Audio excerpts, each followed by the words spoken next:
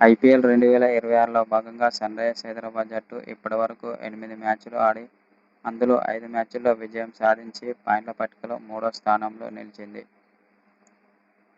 ఇప్పుడున్న పరిస్థితుల్లో ఎస్ఆర్హెచ్ను ఓడించడం ఏ జట్టు వల్లా కాదని పాకిస్థాన్ మాజీ కెప్టెన్ షాహిద్ అఫ్రిది అన్నాడు. ఎందుకంటే సన్రైజర్స్ హైదరాబాద్ ఆటగాళ్లు బ్యాటింగ్లోనూ, బౌలింగ్లోనూ, అటు ఫీల్డింగ్లోనూ చాలా అద్భుతంగా రాణిస్తున్నారని అన్నాడు. కాబట్టి ఇప్పుడున్న ఫామ్లో ఎస్ఆర్హెచ్ను ఓడించడం ఏ జట్టు వల్లా కాదని అఫ్రిది అన్నాడు. ముఖ్యంగా బ్యాటింగ్ లైనప్ అయితే చాలా అద్భుతంగా ఉందని అన్నాడు. అభిషేక్ శర్మ మంచి ఫామ్లో ఉన్నాడు.